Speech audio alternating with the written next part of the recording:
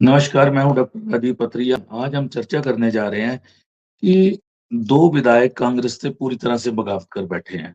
पिछले कल सुजानपुर में एक जनसभा में राजेंद्र राणा ने सरेआम कह दिया कि उन्हें कोई पद की लालच नहीं है और उनको जूठन खाने की आदत नहीं है और अब अगर पद मिलेगा भी उसको स्वीकार नहीं करेंगे। वहीं सुधीर शर्मा ने मुख्यमंत्री जी ने जब कहा कि सुधीर जी मंत्री बनेंगे, तो उन्होंने बाहर आके कह दिया कि जब भूख होती है तभी रोटी मिलनी चाहिए, उसके बाद कोई औचित्य नहीं। उन्होंने भी कहीं न कहीं ऑफ़र ठुकरा दी है। और पूर्व मंत्री व जिला मंडी कांग्रेस के अध्यक्ष ने प्रकाश चौधरी ने भी अपने समर्थकों के साथ अपने पदों से इस्तीफा दे दिया है। कहीं न कहीं सत्तारूढ़ पार्टी में कुछ भी ठीक नहीं चल रहा और हाईकमान इन चीज़ों से बेखबर है। हालाँकि हाईकमान 2 विधायकों को सीरियस इसलिए ले रहा है क्योंकि अभी कल राज्यसभा चुनाव के लिए वोटिंग होनी है और वोटिंग से पहले कहीं न कहीं ये दोनों विधायक वरिष्ठ विधायक हैं, दबाव की राजनीति खेल रहे हैं। और उस दबाव में हाईकमान की हमें अपने सूत्रों से पता चला कि एक ऑफ़र भी आई है, क्योंकि मंत्री पद एक ही खाली है, तो कहा गया है कि सुधीर शर्मा क्योंकि कांगड़ा जिला बड़ा है, वहाँ से वो उनको मंत्री बनाया जा सकता है और ऑफ़र भी कहीं न कहीं दी गई है। वहीं पे हमीरपुर जिला छोटा जिला है और वहाँ से 5 में से 4 विधायक जीते हैं, एक मुख्यमंत्री खुद हैं और वो सुखविंदर सिंह सुक्खू, इसलिए उनको चीफ व्हिप कैबिनेट रैंक के साथ राजेंद्र राणा को ऑफ़र की गई है। लेकिन सूत्रों से पता चल रहा है कि दोनों ने इन ऑफ़र को ठुकरा दिया है और अगर बनेंगे दोनों मंत्री बनेंगे तो ज़ाहिर है इसके लिए एक पद खाली करना पड़ेगा, जो अभी संभव नहीं है। तो ये लड़ाई लंबी होती जा रही है। हाईकमान ने अगर ध्यान ना दिया तो भाजपा इसका लाभ उठा सकती है, कांग्रेस पार्टी के विधायक दल को वो बिखराव की ओर ले जा सकती है। तो आज हम इसी विषय पे चर्चा करने जा रहे हैं। हमारे साथ चर्चा में भाग ले रहे हैं संदीप सांख्यान जी हैं, कांग्रेस पार्टी के प्रदेश के वरिष्ठ प्रवक्ता हैं, वो हमारे साथ जुड़े हैं। उदयवीर पठानिया जी हैं, वरिष्ठ पत्रकार हैं हिमाचल प्रदेश के, वो हमारे साथ जुड़े हैं। और उमेश दत्त जी हैं, प्रदेश भाजपा के वरिष्ठ प्रवक्ता हैं, वो भी आज हमारे साथ जुड़े हैं। नमस्कार। उदय जी, ये कुछ दिनों से नमस्कार। लगातार ये सिलसिला चला हुआ है और प्रतिभा सिंह ने खुद थोड़े कुछ दिन पहले कहा कि हमारे कार्यकर्ता शर्मिंदगी महसूस कर रहे हैं और उनको साथ सौतेला व्यवहार किया जा रहा है जब वो प्रकाश चौधरी के घर पे पहुंची। और अब ये 2 विधायकों ने ऐसी दुविधा में डाल दिया हाईकमान को और मुख्यमंत्री सुखविंदर सिंह सुक्खू को, ठीक राज्यसभा चुनाव से पहले। आज भी हिमाचल प्रभारी राजीव शुक्ला आ रहे हैं और सह प्रभारी तेजिंदर बिट्टू आ रहे हैं। ज़ाहिर है आज दिन भर उनके साथ रूपों को मनाने का सिलसिला भी चलेगा, रात को डिनर भी रखा गया है, क्योंकि कल वोटिंग है। तो उदय जी, ये क्या चल रहा है? आपको क्या लग रहा है कि कांग्रेस पार्टी में ये 2 लोग जिस तरह से खुली बगावत पे आ गए हैं, क्या ये दबाव की राजनीति बना रहे हैं या भविष्य का इनका कोई प्लान है? जी, उदय जी। देखिए सर, डॉक्टर साहब, मेरा ये मानना है कि ये ना दबाव की राजनीति है, ना दुविधा की राजनीति है। ये सीधी-सीधी सुविधा के मसले पर ये सारी चीज़ें आकर टिक गई हैं। राजेंद्र राणा की बात करूँ तो उनका ये रहा है कि जिस तरीके से उन्होंने एक राजनैतिक इतिहास को बदला है, उसको खुद कांग्रेस खत्म करने पे बैठी हुई है और उनके जो वजूद है उसकी तरफ उसका कोई ध्यान नहीं है और इसमें कोई दो राय भी नहीं है। पॉलिटिकल एक्सपर्ट से हमारी लगातार बात होती रहती है, तो इस मुद्दे पर उनका यही कहना है कि ये सारी चीजें जो हैं, इसका जो जनक है, जो इन चीजों को पैदा करने वाला माहौल है, वो सुधीर शर्मा और राजेंद्र राणा की बजाय खुद कांग्रेस के नेताओं ने इसको क्रिएट किया हुआ है। वो जब इसका शिकार हुए तो उन्होंने इसमें रिटेलिएट किया। तो सबसे बड़ी बात तो यही आ जाती है कि ये लोगों की सिंपैथी इनके साथ है, इस चीज से भी इनकार नहीं किया जा सकता। हालांकि कुछ अरसा पहले तक कुछ एक लोगों की बात करूं कांग्रेस के भीतर, तो वो बैकफुट पर थे। लेकिन एक तथ्य और भी है डॉक्टर साहब, कि जिन्हें सत्ता नहीं मिली, जिन्हें सत्ता में हिस्सेदारी नहीं मिली, उनका नाराज होना तो जायज है। लेकिन जो इंटरनल इनपुट्स हैं वो ये भी कह रही हैं कि इन जिनको सत्ता में हिस्सेदारी दी गई है, वो लोग भी मौजूदा दौर में सरकार से खफा हैं और इसकी वो लगातार वजह गिनवाते हैं। बात करिए आपने प्रतिभा सिंह की, तो जी। प्रतिभा सिंह लगातार इसी मुद्दे पे बोल रही हैं कि संगठन को हिस्सेदारी नहीं मिली और डिनाई ना सरकार कर पा रही है इस चीज को, ना संगठन का कोई और नेता कर पा रहा है कि हमें हिस्सेदारी मिली है। क्योंकि अभी तक जो हिस्सेदारी दी है उस पर यही ठप्पा लगा हुआ है कि ये अपने जो दोस्त होते हैं उनके ऊपर मेहरबान रही है सरकार और कदर भी उन लोगों की डाली गई, ना कि उन लोगों की जो कि फील्ड में थे और लगातार सरकार का काम कर रहे थे। छोटा सा इशू है सर, कि जितने कांग्रेस के कार्यकर्ता हैं जिनके ऊपर पॉलिटिकल केस जो पिछली सरकार के वक्त में लगे थे वो आज तक वापस नहीं हो पाए हैं। बड़े नॉमिनल सा नंबर है उनका अगर देखा जाए तो। तो बस जब ऐसी चीजें निकल रही हैं तो कोई हैरानगी वाली बात नहीं है कि राजेंद्र राणा ये कह रहे हैं कि मैं जूठा नहीं खाऊंगा। जाहिर सी बात है कि जिस तरह से चीफ विप का जो आपने बात बताई कि उनको कैबिनेट रैंक दिया जाएगा उसके साथ, ये ऑफर बड़ी पहले से राजेंद्र राणा के पास थी। और फर्क इतना है कि सुधीर शर्मा के लिए कोई ऑफर नहीं थी जो आज की डेट में अब उनके सामने रखी गई है, जैसा कि आपने बताया डॉक्टर साहब। जी, लेकिन सुधीर शर्मा ने उस ऑफर को भी ठुकरा दिया है। कहीं न कहीं इन नेताओं के, दोनों नेताओं के ज़हन में कुछ तो चल रहा है, क्योंकि ये लोग अब किसी भी तरह से सुक्खू सरकार में भागीदारी करने के पक्ष में नहीं दिख रहे हैं। इसकी क्या वजह है कि सरकार कांग्रेस की है, ये कांग्रेसी हैं, कहीं ये तार भाजपा के साथ तो नहीं भिड़ा रहे हैं? देखिए, बात ऐसे है कि अगर इनके भाजपा के साथ जो तार भिड़ भी रहे हैं तो कोई बहुत बड़ी बात नहीं है। इसका रीज़न यही है कि अब भाजपा के भीतर की भी बात करूँ तो भाजपा का जितना भी कंट्रोल है, वो अब सीधे नरेंद्र शाह और नरेंद्र मोदी और अमित शाह के पास है। इन दोनों लोगों के पास है। किसी भी स्टेट की लीडरशिप आप देख लीजिए पूरे हिंदुस्तान में उनका अपना कोई लेना-देना उसके साथ नहीं है। कब किसको बदल के रख देंगे, अगर आपके मध्य प्रदेश में नेतृत्व परिवर्तन होता है, अगर आपके राजस्थान में नेतृत्व परिवर्तन होता है, तो लोकल कंसर्न लीडरशिप को नहीं पूछा उन लोगों ने कभी भी कि क्या करना है, किसको रखना है, किसको उन्होंने थोपा है। तो यही अब सूचनाएं यहाँ पे भी आ रही हैं कि अगर हिमाचल में कुछ हुआ, तो इनके तार हिमाचल भाजपा के नेताओं की बजाय सीधे-सीधे दिल्ली दरबार में नरेंद्र मोदी और अमित शाह के साथ जुड़े होंगे। हिमाचल के नेताओं की बात करूं तो इसमें जहां तक हमारे पास इनपुट आती है ना, इसमें कोई जगत प्रकाश नड्डा का रोल रहेगा, ना जयराम ठाकुर का रहेगा, ना प्रेम कुमार धूमल का रहेगा। क्योंकि जो भी सत्ता के ध्रुव हैं, उन्हें बीजेपी हाईकमांड ने एक रखा है कि उनको खत्म कर दिया जाए, उनको इतना मजबूर कर दिया जाए कि वो अपने भविष्य के बारे में सोचें, ना कि अपने गुट के बारे में या अपनी फौज के बारे में। तो ऐसे में जाहिर-सी बात है कि अगर इनकी कोई बात हुई है, तो वो दिल्ली में हुई है, हिमाचल के नेताओं का इसमें कोई रोल नज़र नहीं आएगा और जब ऐसे स्तर पे बात होती है, तो खतरा बहुत ज़्यादा बढ़ जाता है और इसी खतरे की तरफ कांग्रेस जा रही है और ना तो कांग्रेस हाईकमान को अभी तक जिस तरह का इनका रवैया है, हिमाचल कांग्रेस की बात करूँ, तो उनका भी नहीं नज़र आ रहा है कि हाईकमांड उनकी सुन रहा है। अगर सरकार की बात करें, तो सरकार में भी ऐसा ही नज़र आ रहा है कि वो भी हाईकमांड या तो उनको कुछ बोल नहीं रहा है या फिर ऐसा कुछ हो ही ना रहा है, वो बिल्कुल लापरवाह हैं और जब लापरवाह हो जाएँगे, तो ज़ाहिर-सी बात है कि सामने ज़ाहिर तौर पर अगर सुधीर शर्मा और राजेंद्र राणा तो उनकी पीठ के पीछे 8-10 लोग और भी होंगे, ये भी तय मानिएगा। डॉक्टर साहब। जी। जी, प्रतिभा सिंह जी ने प्रकाश चौधरी वाले मामले में ये कहा कि अगर लोकसभा चुनावों से पहले इसी तरह से नेता और पदाधिकारी पार्टी छोड़ के कार्यकर्ता जाएँगे तो लोकसभा चुनाव हम कैसे लड़ेंगे? वहाँ भी विवाद गहराया हुआ है कि मुख्यमंत्री सुखविंदर सिंह सुक्खू के कोई करीबी हैं, उनको एपीएमसी का चेयरमैन बनाया गया है और जी, वो डे टू डे दखल दे रहे हैं हर चीज़ में। और प्रकाश चौधरी और 2 दर्जन पदाधिकारियों ने डीसीसी छोड़ दी है और जी, प्रतिभा सिंह ने कहा था 2 दिन में विवाद सुलझा दिया जाएगा। आज 1 जी, सप्ताह हो गया, कुछ नहीं हो पाया। उन्होंने कहा था जी, कि मैं मुख्यमंत्री सुखविंदर सिंह सुक्खू से बात करूँगी और हर चीज़ का हल निकलेगा, आप बने रहिए पद पे। अभी तक उनका इस्तीफा स्वीकार नहीं किया गया है। ये चीज़ें जी, कहीं न कहीं और जिलों में भी हल्की-हल्की चलनी शुरू हो गई है। जी। तो संगठन का हाल भी तो ये हो रहा है कि लोग इस्तीफे देके देने को फिर रहे हैं। बिल्कुल, इसमें कोई दो राय नहीं डॉक्टर साहब, जो आपकी इसके बारे में जो राय है मैं उससे बिल्कुल इत्तेफ़ाक रखता हूँ। क्योंकि अगर संगठन की बात करें तो एक धड़े को ये उम्मीद थी कि अगर सुखविंदर सिंह सुक्खू सीएमशिप के लिए आते हैं तो जो संगठन की कैप्टनशिप है, वो प्रतिभा सिंह के हाथों में रहेगी।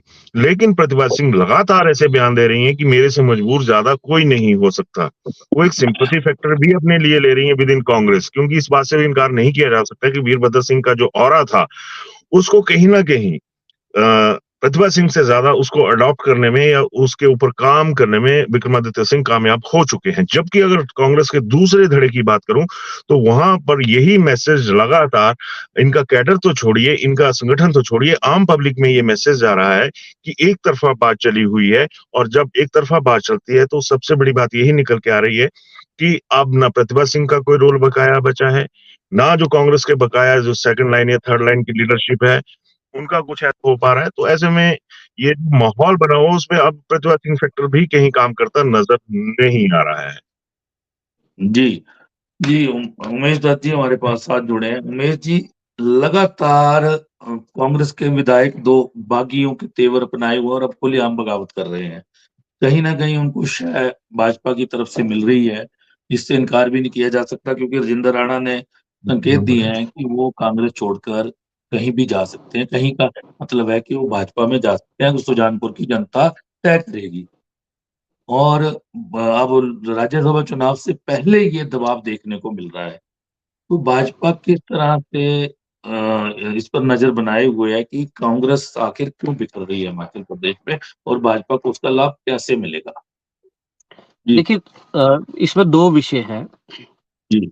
एक तो कांग्रेस के अंदर जो चल रहा है वो आज सब लोगों के ध्यान में आ रहा है, जनता के ध्यान में आ रहा है, मीडिया उसको उठा रहा है। उस विषय में हमारा ये मानना है कि उससे प्रदेश को नुकसान हो रहा है। क्योंकि जिस तरह से सरकार को काम करना चाहिए, जब आपकी पार्टी के अंदर इस तरह का विरोधाभास होगा, जब आपके सरकार के अंदर इस तरह की सारी चीज़ें होंगी कि विधायक जो हैं वो आपकी सरकार के सामने मुखर हैं, तो कहीं न कहीं जो प्रदेश का विकास, चहुमुखी विकास होना चाहिए, उसके ऊपर ग्रहण लग जाएगा। हमारी चिंता का जो विषय है वो प्रदेश का विकास है। और दूसरा जी, क्या है कि एक राजनीतिक दल होने के कारण, एक राजनीतिक क्षेत्र में एक्टिव होने के कारण और दुनिया का सबसे बड़ा राजनीतिक संगठन होने के साथ-साथ पूरे देश में भारतीय जनता पार्टी की सत्ता है। तो सत्ता की एक्टिविटीज़ पर भी नज़र रखना जो है वो भारतीय जनता पार्टी का काम है और कल का चुनाव जो है उसमें भी ध्यान आएगा किस तरह का माहौल प्रदेश में है और कांग्रेस किस तरह से एक्सपोज़ हो चुकी है। जिनके अपने ही लोग उनको कटघरे में खड़ा कर रहे हैं, तो वो विकास पर क्या ध्यान देंगे? तो कुल मिला के दोनों पक्षों पर भारतीय जनता पार्टी काम कर रही है। जो कांग्रेस की विफलताएँ हैं, वो चाहे गारंटीज़ को लेकर हों वो चाहे प्रदेश के विकास को लेकर हो उस पर नज़र बनाए हुए है, उस पर लगातार आंदोलन भी कर रही है, उसको लगातार विधानसभा में भी उठा रही है। धर्मशाला के सेशन में जिस तरह से उठाया शिमला के सेशन में जिस तरह से उठाया जा रहा है, उन सब विषयों को जनता के सामने लेकर जाने का काम जो है वो भारतीय जनता पार्टी कर रही है और राजनीतिक गतिविधियों पर भी नज़र है। इसीलिए भारतीय जनता पार्टी चुनाव में भी उतरी है और कल उसका सबके सामने भी आएगा। तो कुल मिला के कांग्रेस की दुर्दशा लोगों के सामने आनी चाहिए। कांग्रेस की जो दशा है वो सामने आनी चाहिए जिसका प्रदेश को जो नुकसान हो रहा है वो भी लोगों के सामने आना चाहिए और आगे आने वाले समय में भारतीय जनता पार्टी उन विषयों को लेकर ही आगे जाएगी और अपना रोड मैप तैयार करेगी और वैसे भी भारतीय जनता पार्टी चुनाव की दृष्टि से अगर हम देखें तो नरेंद्र मोदी जी की जो योजनाएं हैं जो प्रदेश के प्रति उनका स्नेह है, जो लगातार प्रदेश को उनका साथ मिल रहा है। मतलब अगर आप पिछले 15 महीनों में देखें तो केंद्र की योजनाएं और केंद्र की चिंता प्रदेश की चिंता केंद्र ज्यादा कर रहा है। वर्तमान सरकार कुछ कर नहीं पा रही है। तो कहीं न कहीं इसके रिजल्ट्स भी हैं जो आगे चुनाव में भी मिलेंगे। तो इन दोनों परिस्थितियों में हम नज़र बनाए हुए हैं। लेकिन इनकी अंदरूनी लड़ाई से जो स्तर कांग्रेस का जो प्रदेश की राजनीति का हुआ है वो सबके सामने है और इससे प्रदेश का विकास जो है वो प्रभावित हो रहा है। भारतीय जनता पार्टी का सबसे बड़ा कंसर्न प्रदेश का विकास है। जी। लेकिन उमेश जी, प्रतिभा सिंह जी जो अध्यक्ष हैं, उनकी प्रदेश की अध्यक्ष, वो भी बेबस हो चुकी हैं। ये पहली बार उनके बयान नहीं आ रहे, बार-बार आए हैं कि वर्करों के साथ सौतेला व्यवहार हो रहा है, शर्मिंदा महसूस कर रहे हैं और ये पार्टी सत्ता में है। उसके बावजूद भी इनके वर्कर बड़े हताश हैं, निराश हैं। आपको भी याद होगा कि जब धूमल साहब की सरकार चाहे 98 में बनी, चाहे उसके बाद बनी, तो कुछ विधायकों ने लगातार दबाव उन पे भी रखा था। वो भी कहीं न कहीं जैसे-तैसे उन्होंने अपने कार्यकाल पूरे किए थे। आज ऐसी स्थिति से सुकू सरकार भी जूझ रही है। 2 विधायक, एक तो 4 बार के विधायक हैं, 1 बार मंत्री रहे, 1 बार पार्लियामेंट्री सेक्रेटरी रहे, एक 3 बार के विधायक हैं और कार्यकारी अध्यक्ष हैं एक राज्य के, एक राष्ट्रीय सचिव हैं। देखिए, ओहदे भी उनके पास बहुत बड़े हैं। तो इसका कितना नुकसान कांग्रेस को हो सकता है? देखिए कांग्रेस को नुकसान है उसका और विरोधी पार्टी को जितना नुकसान होगा उतना हमें फायदा होगा ऐसा हम मानते हैं लेकिन अब मैं फिर भारतीय जनता पार्टी का जो विषय है वो आपके पास फिर से दोहराना चाह रहा हूँ कि हमारे को कांग्रेस की अंदरूनी लड़ाई का कोई उसके ऊपर चर्चा हो, उसके ऊपर परिचर्चा हो। हमारा कंसर्न जो है वो प्रदेश की विकास के बारे में कंसर्न है। मतलब आप देखें कि 10 गारंटियां किस तरह से आई, उसके ऊपर कैसे कांग्रेस ने आज कांग्रेस की लीडरशिप कर रही है, और आपस की लड़ाई जो है वो आज सड़क पर आ गई है। तो स्वाभाविक रूप से प्रदेश की सरकार किस तरह से चल रही होगी और अपने अंदरूनी लोगों को सेटिस्फाई करे, अंदरूनी झगड़ों को सेटिस्फाई करे, या प्रदेश का समग्र विकास करे, ये दोनों दुविधा के क्षण जो है वो कांग्रेस के और लीडरशिप के पास है, इनकी लीडरशिप के पास है। प्रदेश पिछड़ रहा है, प्रदेश लगातार पीछे जा रहा है। हर महीने 1000 करोड़ आप लोन ले रहे हैं और आप प्रदेश की जो मूलभूत चीजें हैं उनको भी नहीं कर पा रहे हैं। लोगों की सैलरी नहीं दे पा रहे हैं, लोगों को पेंशन नहीं दे पा रहे हैं, कई आउटसोर्स कर्मचारियों को आपने निकाल दिया है, लोग सड़कों पर हैं। ये सारा वातावरण तब बनता है जब आपस में आप लड़ रहे हैं, और लड़ने के कारण आप इन सब चीजों को नहीं कर पा रहे। तो मुझे लगता है कि प्रदेश की जनता को नुकसान है, और भारतीय जनता पार्टी इन सारी चीजों को देखते हुए अपना रोड मैप बना रही है। लगातार इसके बारे में जनता के बीच में भी जा रही है और लोगों के बीच में जाते हुए इन मुद्दों को उठाने का काम कर रही है। जी, सांख्यान जी, बड़ा विद्रोह चल रहा है पार्टी के अंदर, और हाईकमान पहले चुप्पी साधे था। जाहिर है राज्यसभा का चुनाव आया और हाईकमान के भी कान खड़े हो गए कि कहीं कुछ गड़बड़ ना हो जाए। रूटों को मनाने का सिलसिला शुरू हो गया है, लेकिन जो ऑफर इन दोनों वरिष्ठ विधायकों को दी गई है, सुनने में आ रहा है उन्होंने ठुकरा दिया। ठुकरा के लगे उन्होंने मीडिया में ही बयान दे दिया है। ठीक है, कुछ छुपा नहीं है। राजेंद्र राणा का कल का बयान यही जताता कि वो खुली बगावत पे उतर आए हैं। सुधीर शर्मा अभी शब्दों का चयन करके बड़े सुलझे हुए तरीके से बोल रहे हैं, ताकि उनकी खुली बगावत ना लगे, लेकिन वो भी इस प्रस्ताव को ठुकरा चुके हैं। तो ये आखिर चल क्या रहा है? वहाँ पूर्व मंत्री और जिलाध्यक्ष इस्तीफा दे रहे हैं। कहीं न कहीं कांग्रेस के अंदर सब कुछ ठीक नहीं चल रहा है, और इन चीज़ों को ठीक करने की ज़रूरत है, क्योंकि भाजपा को सरकारें गिराने का माहिर माना जाता है, और इस तरह से जो दरार दिख रही है, उसको बड़ा भाजपा कर सकती है आने वाले समय में। सांख्यान जी। डॉक्टर साहब, हिमाचल प्रदेश जी। की राजनीति में राजेंद्र राणा जी का एक अपना स्थान है, और माननीय सुधीर शर्मा जी का भी एक अपना स्थान है, और इसमें स्वाभाविक है प्रकाश चौधरी जी का भी एक अपना यहाँ पे स्थान है हिमाचल प्रदेश की राजनीति में। सभी बड़े जी। संघर्ष से निकल के आए हैं और सभी अपने अपने कार्य क्षेत्र में माहिर हैं। और जहां तक मैं माननीय मुख्यमंत्री जी की बात करूं, तो भूपिंदर सिंह सुक्खू, उनको भी एक बहुत व्यापक अनुभव है सरकार और संगठन का हो गया है, क्योंकि वो भी जी। वो छात्र राजनीति से निकले, एनपीए से निकले, फिर युवा कांग्रेस से निकले हैं, और उसके बाद जो है अपने प्रदेश कांग्रेस के अध्यक्ष भी रहे हैं दो मर्तबा। माननीय प्रतिभा सिंह जी भी हैं, और उनको भी वो भी एक भूपिंदर सिंह जी की लेगेसी को देख रहे हैं। उन्होंने भी वो माननीय अपने एमपी भी रही हैं लोकसभा की। तो इस सारे व्यापक को, इस सारे अनुभव को देखते हुए तो मुझे नहीं लगता कि कहीं पे चीजों में कोई गड़बड़ी होने वाली है।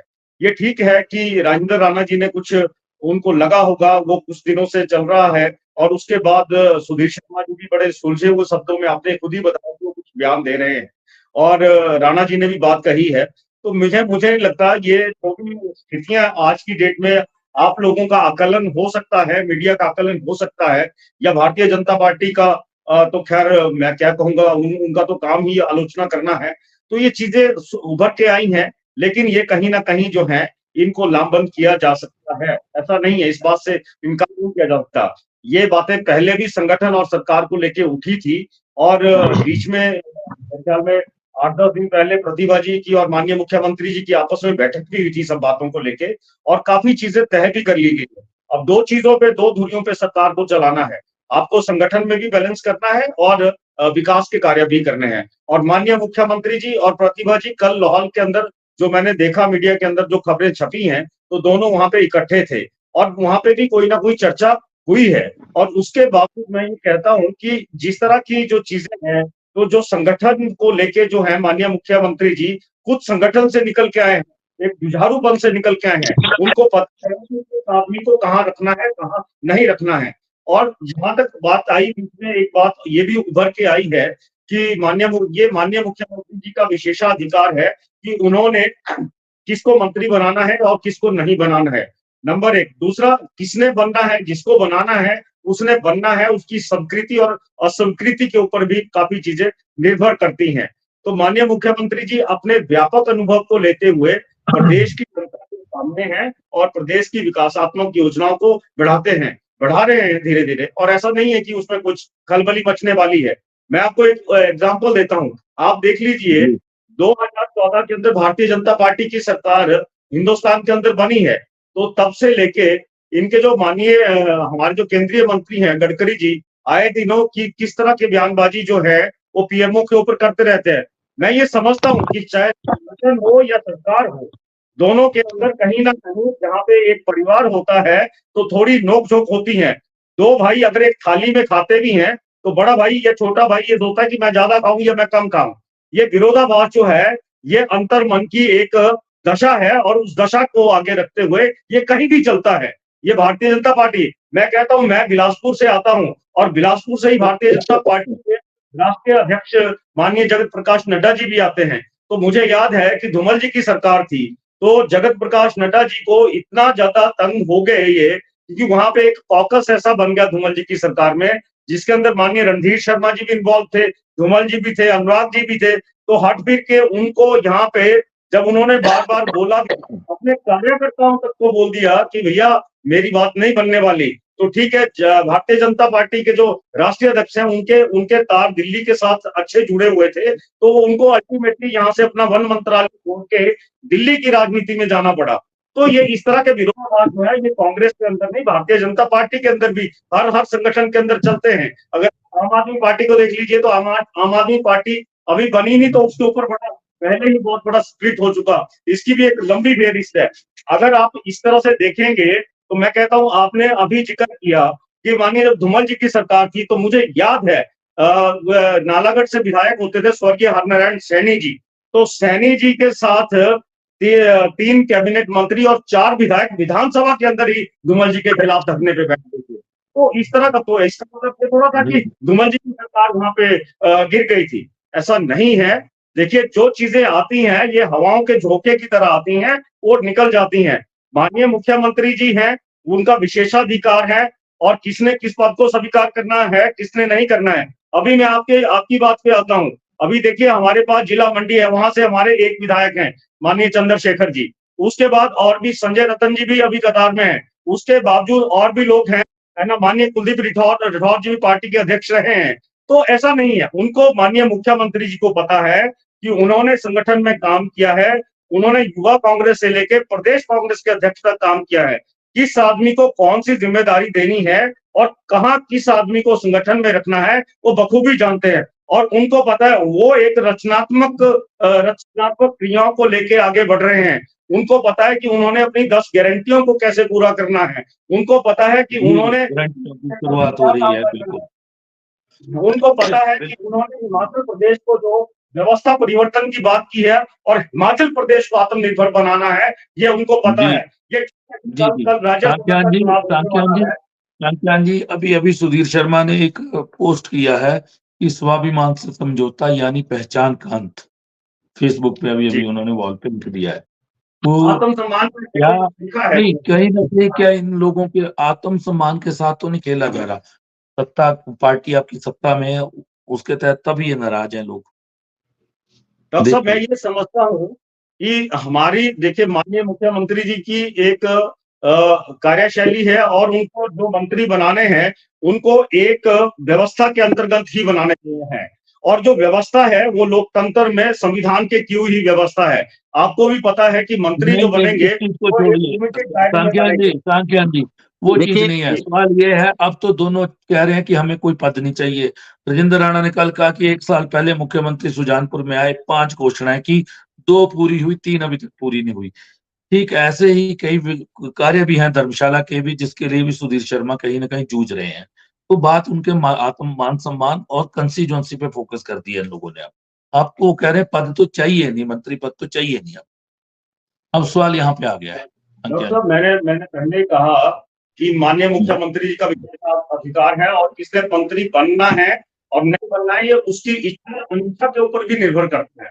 मान लीजिए माननीय मुख्यमंत्री जी चाहते हैं कि किसको मैं मंत्री बनाऊं और वो नहीं चाहता है, तो माननीय मुख्यमंत्री जी उनको कैसे मंत्री बना सकते हैं? ये उनकी दोनों तरफ की एक रेसिप्रोकल चीजें हैं। माननीय मुख्यमंत्री जी ने किसको बनाना है और किसने नहीं बनना है, जिसको बनाना है अगर वो नहीं बनना चाहे तो इसको आत्मसम्मान से नहीं जोड़ा जाए। आत्मसम्मान का जहां तक क्वेश्चन है, तो जिस दिन हमारे माननीय विधायक चुन के आते हैं, वो हमारे 40 विधायक हिमाचल प्रदेश के अंदर हैं, है ना? वो जिस तरह से उनका जो लेवल ऑफ कॉन्फिडेंस है वो इतना ज्यादा होता है, उनको इतना सम्मान दिया होता है कि वो एक विश्वास होता है और वो जो कॉन्फिडेंस लोगों ने दी होती है, जी कोई भी काम विधानसभा के अंदर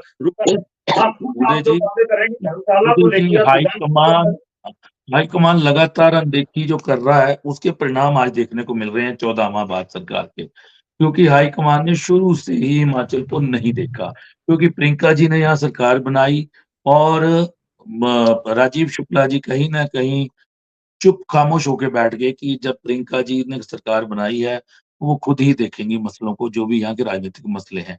विधायक लगातार जाते रहे, एक्स मिनिस्टर भी जाते रहे उनके पास, लेकिन किसी की समस्या का कोई हल नहीं हुआ। समस्याएं अनेक हैं। जब भी हमारी भी कभी व्यक्तिगत चर्चा होती है इन लोगों से, तो कई समस्याएं वो गिनाते हैं, उनमें से कुछ बहुत जेन्युइन समस्याएं भी है जिनका हल होना चाहिए। अभी अभी मैं जो जिक्र कर रहा था स्वाभिमान से समझौता यानी पहचान का, सुधीर शर्मा ने अभी पोस्ट किया है। गजेंद्र राणा ने भी कल यही बात बोली है कि जूठन नहीं खाएंगे, हम सुजानपुर का स्वाभिमान और कंकर में हम बसते हैं, तो हम फिर खड़े हो जाएंगे कहीं ना कहीं। तो ये अब चीजें गहरा गई हैं उदयवीर जी। और हाईकमान, जैसे हाईकमान ने पंजाब, मध्य प्रदेश आदि, पहले उत्तराखंड, जिस तरह से उन्होंने टैकल किए हैं, सरकारें गवाही है वहां से बनी बनाई, तो हिमाचल प्रदेश में भी ये नौबत कहाँ तक आपको लगता कि आ सकती है? जी उदय जी।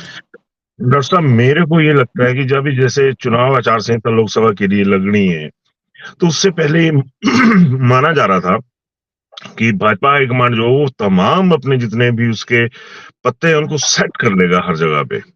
और इसमें हिमाचल का नंबर नजर नहीं आ रहा था शुरुआती दौर में कि हिमाचल में भी कुछ ऐसा हो सकता है। और हिमाचल इसलिए अहम था क्योंकि यहाँ से जेपी नड्डा रिप्रेजेंट करते हैं नेशनल भाजपा को।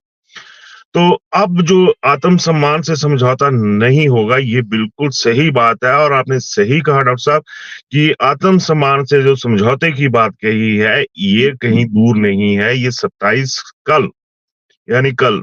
फरवरी को जब वोटिंग होगी, पता चल जाएगा इस चीज का। बिल्कुल अभिमान और स्वाभिमान की लड़ाई, भाजपा कहाँ तक कामयाब हो सकती है और कांग्रेस क्योंकि जो बगावत है उसका क्या रूप ले सकती है। बिल्कुल आपने सही कहा। ये चलिए, तो आज चर्चा को विराम देते हैं अब। तो आज हम चर्चा कर रहे थे कि हाईकमान की ऑफर भी ठुकरा दी कहीं ना कहीं, जो चर्चा में आ रहा है, और बयानों में भी वो कह रहे हैं नहीं बनना अब हमें कुछ भी, दोनों विधायक। और बगावत के खुले सुर उनके निकल रहे हैं। और अब राज्यसभा की चुनाव की पोलिंग कल है, कल पता चल जाएगा शाम तक कि ये इनके बगावती तेवर के दबाव की राजनीति के लिए थे या सही में स्वाभिमान के साथ ये समझौता नहीं करना चाहते हैं। क्योंकि भाजपा ने भी पैनी नजर बनाई हुई है। वहीं सुखविंदर सिंह सुक्खू भी अपनी मैनेजमेंट में, राजनीतिक प्रबंधन में जुटे हुए हैं और उन्होंने पूरी तरह से आज डिनर भी रखा है रात को, और उसमें बुलाए गए हैं हाईकमान के लोग भी होंगे, प्रभारी भी होंगे पार्टी के। लेकिन जो कुछ कांग्रेस में चल रहा है, प्रदेश अध्यक्ष के बयानों से भी जाहिर हो रहा है कि सब कुछ ठीक नहीं है। पार्टी सत्ता में है लेकिन अपनों के दर्द को महसूस नहीं कर रही है और चीजों को टाला जा रहा है। कहीं ना कहीं प्रतिभा सिंह कह रही है कि चीजें टाली जा रही हैं, लिंगर ऑन की जा रही हैं और उनका हल नहीं निकाला जा रहा है। अब सुखविंदर सिंह सुक्खू को मजबूत होकर इन चीजों को, सबकी बात को सुनना होगा और हल भी निकालने होंगे। नहीं तो भाजपा गिद्ध दृष्टि गड़ाए हुए है कि कब ज्यादा से ज्यादा विधायक हम हमारे से संपर्क करें, हम उनसे संपर्क करें और इस सरकार को गिराने की रूपरेखा तय कर दी जाए। तो आज हम इसी विषय पे चर्चा कर रहे थे, आप सबने चर्चा में भाग लिया। मैं आप सबका धन्यवाद करता हूँ।